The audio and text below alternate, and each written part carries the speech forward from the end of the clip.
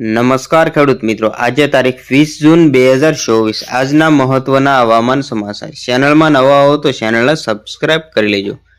હવામાન વિભાગ દ્વારા આજે 20 થી 25 જૂન સુધી રાજ્યના કયા જિલ્લાઓમાં કેવો વરસાદ માહોલ રહી શકશે તેની સંપૂર્ણ માહિતી મેળવીશું.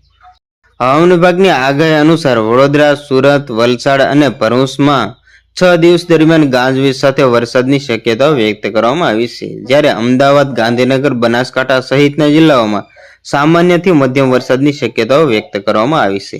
તો 20 જૂનના રોજ આજે એટલે કે વડોદરા, છોટાઉદેપુર, ભરૂચ, નર્મદા, સુરત, તાપી, ડાંગ, વલસાડમાં ગાજવીજ સાથે વરસાદની શક્યતાઓ છે. તો જૂનાગઢ, અમરેલી, ભાવનગર, અરવલ્લી, મહીસાગર અને દાહોદમાં હળવોથી મધ્યમ વરસાદ થઈ શકે છે. તો 21 જૂનના રોજ વડોદરા, છોટાઉદેપુર, ભરૂચ, નર્મદા, સુરત, તાપી, ડાંગ, વલસાડ ગાજવીજ સાથે વરસાદ, જ્યારે જૂનાગઢ અને અમરેલી, ભાવનગર, પંચમહાલ અને દાહોદમાં હળવોથી મધ્યમ વરસાદ થઈ શકે છે.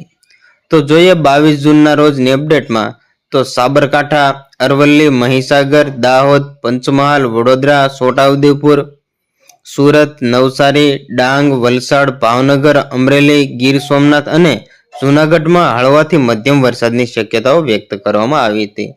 તો 23 તારીખના રોજ વડોદરા, ભરૂચ, સુરત, નવસારી, વલસાડમાં ગાજવીજ સાથે, જ્યારે બનાસકાંઠા, સાબરકાંઠા, અરવલ્લી, મહીસાગર, પંચમહાલ, દાહોદ અને અમરેલીમાં સાથે જ ભાવનગર અને ગીર સોમનાથમાં હળવાથી મધ્યમ વરસાદની શક્યતાઓ વ્યક્ત કરવામાં આવી છે.